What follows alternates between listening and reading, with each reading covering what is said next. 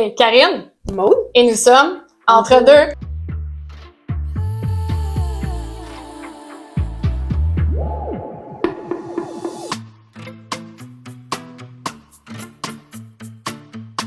Nous sommes aussi conseillères en sécurité financière, Ah si oui, ça peut exactement. aiguiller. Exactement. Aujourd'hui, coup de capsule, on va commencer avec la base qu'on explique souvent en rencontre avec nos clients avant de débuter au niveau de peu importe le projet qu'on va avoir à parler. Donc, Maud, pour aujourd'hui, est-ce que tu veux être La cliente. Ouais, Je vais être ta cliente aujourd'hui. et je vais jouer effectivement le rôle de conseillère. Donc, Maud, je viens de te dessiner un magnifique Très triangle. joli. On commence avec la base. Oui. Quand on travaille dans la vie, on reçoit un chèque de paye, Un chèque qu'on de paye. appelle au Québec, donc Oui. une forme de rémunération. Ouais. Cet argent-là, Maud, tu la déposes dans quoi? C'est pas moi qui le fais, je pense que ça se fait tout seul, dans mon Ok. compte de banque. Dans ton compte de banque, effectivement. Puis pour l'illustrer ici, on a mis un petit chèque de paye et quand on reçoit l'argent, on dépose ça dans le compte bancaire de votre choix à l'institution financière de ton choix. Mhm. OK? Le compte bancaire, il sert à faire deux choses qu'on appelle le DF et le DV. DV, non pour directrice. C'est pas directeur des ventes. Non, exact. Non. C'est pas directeur des ventes. À quoi tu te sers, toi, ton compte bancaire? Tu l'utilises pour quoi? Moi, j'ai l'impression, il y a l'argent qui rentre, on l'a dit, mais je paye mon hydro, je paye mon sel, je paye mon char. Je fais ça, des fois, je vais au resto. Des fois, je suis folle comme ça. Des grosses dépenses. Cinéma, quand je suis bien crazy. Ouais. Des fois, tu vas au cinéma, mais non, maquillage, pour vrai, ces choses-là. Ça, c'est pas vrai, là. Elle dit non, je mets pas de maquillage du tout. on a le droit d'utiliser. On a le droit. Du maquillage, les cils, là, on va être sérieux, là. Je paye mes cils, je paye tout. On va parler ici de dépenses. Ouais. Okay? Donc, dépenses fixes, dépenses variables. Quelle est la différence, Maud, entre une dépense fixe et une dépense variable? J'ai l'impression que les fixes sont fixes et que les variables sont variables. Oui, c'est un bon début. Un exemple, par exemple, d'une dépense fixe pour toi. Fixe, à chaque mois, je paye mon auto. Fait que ça, c'est le même montant. Toujours pareil. L'auto te coûte, par exemple, 500 $ par mois. Oui. Tu es capable de le planifier, de le mettre dans ton budget. Oui. C'est ça? Excellent. Une dépense variable, à l'inverse. Mais là, tantôt, on a dit, des fois, je vais au Sephora, ça arrive que je dépense un peu. Ça se peut. Ça varie dans le temps. OK, parfait. Quand tu vas au cinéma, quand tu vas au restaurant, ces choses-là. Donc, ça varie d'une fois à l'autre selon le restaurant que tu vas choisir, la nourriture, est-ce que c'est toi, ton conjoint ou ta conjointe qui paye la facture aussi, ça peut dépendre. Donc, c'est plus difficile, OK? Ça se budgète quand même, mais c'est une dépense qui va varier d'un mois à l'autre. C'est ce qu'on appelle une dépense variable. Donc, le compte bancaire dans lequel j'ai déposé de l'argent va me servir à utiliser cet argent-là pour mes dépenses fixes et mes dépenses variables. D'ailleurs, un budget pour appuyer, d'être capable de contrôler, connaître en premier lieu quelles sont mes dépenses fixes, quelles sont mes dépenses variables, idéal dans tous les cas à faire aussi à cette étape-là. Okay, il y a plusieurs outils qui peuvent servir pour faire des budgets. On en reparlera dans une autre capsule. Okay? On peut pas tout faire. Dépasser ça. Okay? Un coup, j'ai mes dépenses fixes, mes dépenses variables. Si j'ai de l'excédent dans mon compte, tu as de l'excédent dans ton compte, est-ce que ça devrait rester là? Écoute, je dirais que non, vu que tu as mis, on dirait CELI, C-E-L-I, je sais pas c'est quoi, mais il est à côté, fait que je dirais non, mais sinon, moi, oui, ça reste dans mon compte, là, tout est là. Ouais. D'un coup que.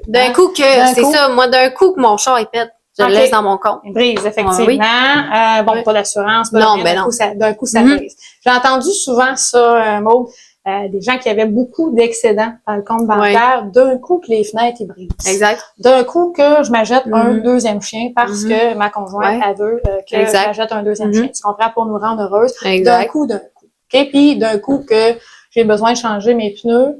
Ça se planifie quand même, mais tout ça pour dire que dépasser ces montants-là, l'argent ne devrait pas dormir dans le compte bancaire, faire dodo. Qu'est-ce que je veux dire par dormir dans le compte bancaire?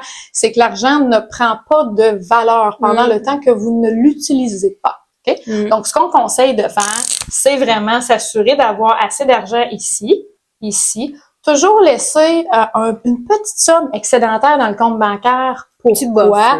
Un petit buffer au niveau du budget. Un petit différentiel, c'est ça. De se dire, ça se peut que mon budget, il varie plus ou moins. D'une personne à l'autre, mais tout l'excédent après ça, ce qu'il faut faire, c'est aller bâtir ce qu'on appelle un FD. Un fonds d'urgence.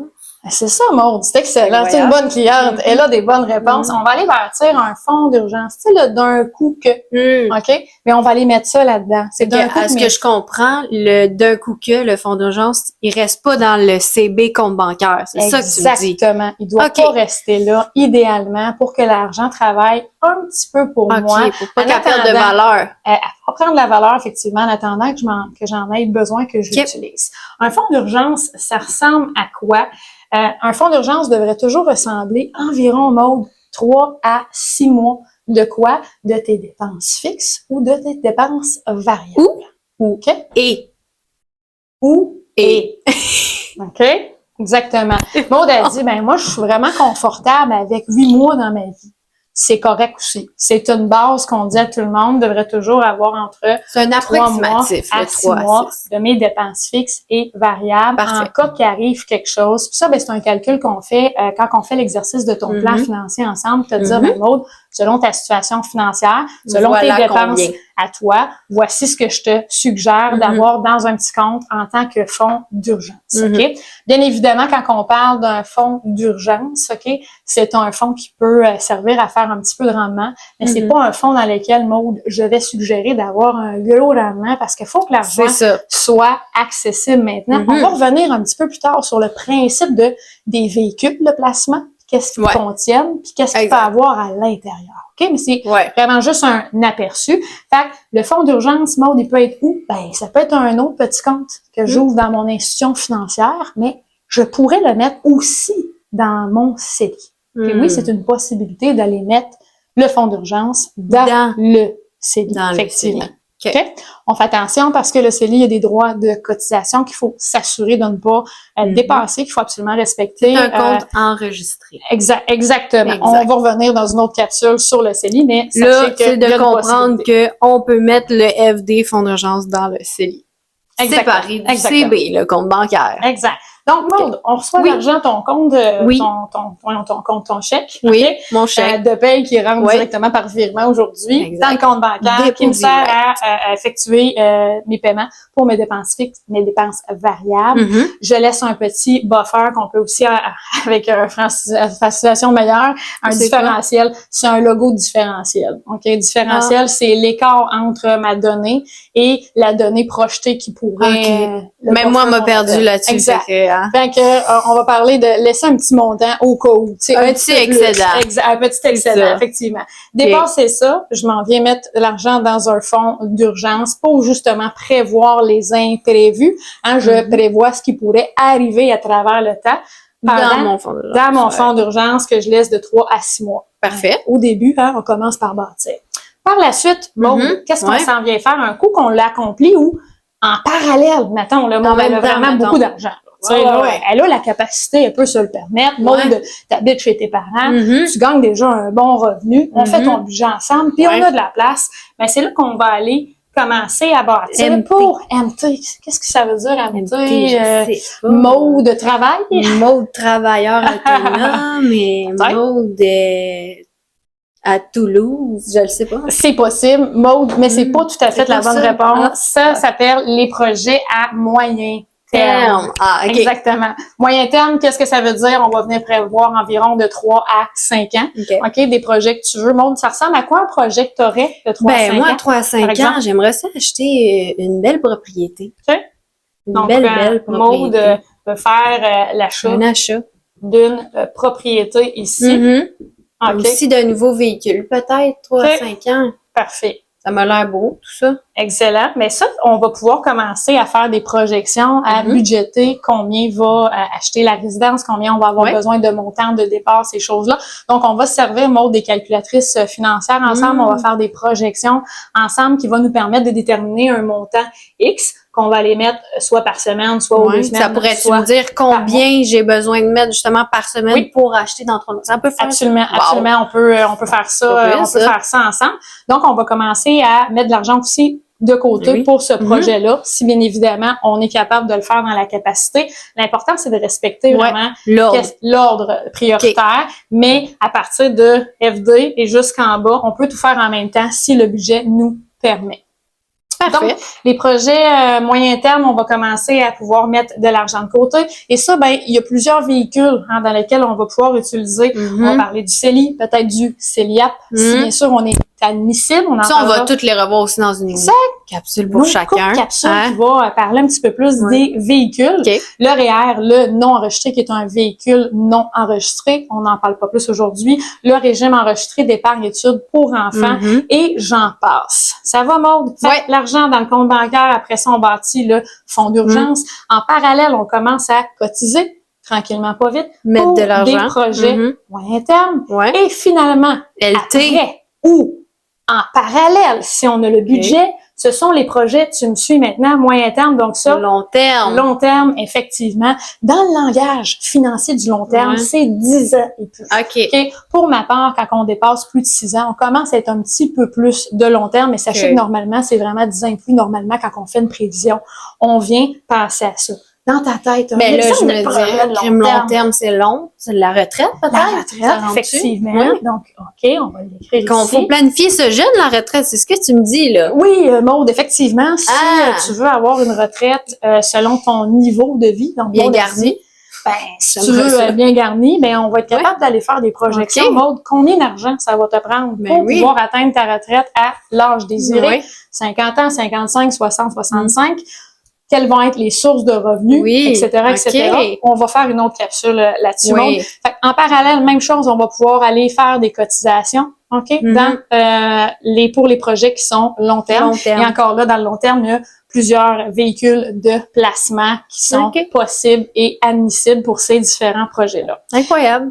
La base, on commence par ça. On reçoit mon chèque de paye, je le mets dans le compte bancaire, j'effectue mes paiements fixe mes paiements variables, Je fais, bien évidemment, mon budget de ces différentes dépenses-là. Quand j'ai de l'excédent, finalement, je peux commencer à bâtir mon fonds d'urgence. Ça, c'est le but, c'est d'être capable de dégager de l'excédent dans les dépenses. Si on n'y arrive pas, il faut revoir le budget. Il y a peut-être des dépenses qu'il faudrait peut-être couper. Ça se pourrait qu'on garde le budget puis qu'on se dise, dans mon budget de maquillage, est-ce que je pourrais le diminuer un peu plus? Vise en plus pour le maquillage. Puis c'est tout à fait correct, mais c'est de dire quelle dépense je vais être capable de couper, qui n'est pas un besoin essentiel pour être capable d'aller me bâtir un fonds d'urgence puis sécuriser un peu plus ma santé financière. Par la suite, moi, j'ai des projets de vie, j'ai des objectifs que je vais accomplir sur un moyen terme puis sur un long terme. Qu'est-ce que je suis en capacité de pouvoir mettre à travers mon budget? Ça m'amène aussi à faire ces raisonnements-là. Mais oui, on peut projeter et s'assurer qu'on va pouvoir atteindre nos objectifs. Fait que Maude, parfait. Voici la base qu'on va travailler ensemble. On répète ici que nous sommes pas des actrices. On n'a pas étudié non plus en cinématographie. Les micros, le son que vous avez, c'est Et j'ai fait un client type sans juger personne. Pas du tout. On voulait pas de stéréotypes. Non, exactement. Pas du tout. Que nos micros, c'est pas des micros de professionnels, que le cadre que vous avez, vous êtes pas dans un studio, qu'il n'y a pas de budget qui est établi pour ce qu'on fait. Le but, c'est de redonner à notre prochain en espérant que ça vous a aidé. Peut-être, vous avez des commentaires, n'hésitez pas à en faire. Bien sûr, on peut-être que vous avez dit, eh bien. Je savais pas ça. Peut-être que je vais aller chercher de l'aide. Ça m'amène des questionnements. N'hésitez pas. Maude, on peut nous suivre sur quelle plateforme? Sur Instagram, sur TikTok, sur YouTube, c'est Entre deux podcasts. Likez, partagez, super fun. Oui, et si vous avez apprécié, si vous aimez le contenu, effectivement, redonnez au suivant aussi également comment vous likez et vous partagez le contenu à des gens que vous adorez. Sur ça, on vous souhaite une excellente journée ou fin de journée. À bientôt. Bye bye.